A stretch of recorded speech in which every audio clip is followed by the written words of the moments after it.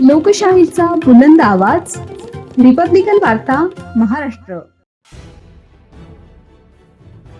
दिग्वत येथे हवामान अनुकूल तंत्रज्ञानाचे प्रात्यक्षिक संपन्न. नानाजी देशमुख कृषी संजीवनी प्रकल्पांतर्गत शेतकऱ्यांना आधुनिक पद्धतींचे मार्गदर्शन. सविस्तर बातमी.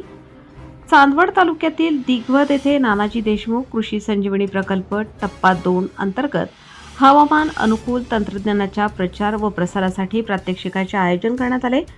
तालुका कृषी अधिकारी निलेश मावळे यांनी या उपक्रमाबाबत माहिती दिली.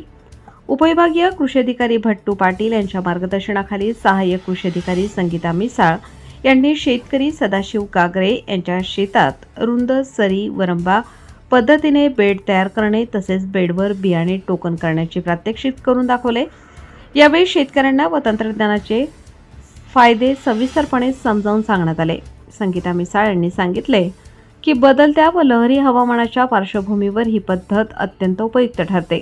अतिवृष्टी झाल्यास अतिरिक्त पाणी सरीतून सहज बाहेर निघते, तर पावसाचा खंड पडल्यास पिकांना आवश्यक ओलावा टिकून राहतो. त्यामुळे पिके तग धरू शकतात. यामुळे उत्पादनात वाढ होण्यास मदत होते. या अनुषंगाने शेतकऱ्यांनी हवामान अनुकूल तंत्रज्ञानाचा अवलंब करून शेती अधिक शाश्वत व लाभदायक बनवावी असे आवाहन करण्यात आले. या प्रात्यक्षिक कार्यक्रमास दिग्वतचे सरपंच रावसाहेब गांगुर्डे, प्रताप गांगुर्डे, सदाशिव गागरे, प्रशांत गांगुर्डे, वसंत कोल्हे, ज्ञानेश्वर गांगुर्डे, बबन गाडे, बाबाजी गांगुर्डे, सोनू गांगुर्डे, नारायण गांगुर्डे यांच्यासह अनेक शेतकरी उपस्थित होते. रिपब्लिकन वार्ता महाराष्ट्र न्यूजसाठी विशेष प्रतिनिधी आनंद आभाडे, Nashik. Subscribe now and press the bell icon. Never miss an update.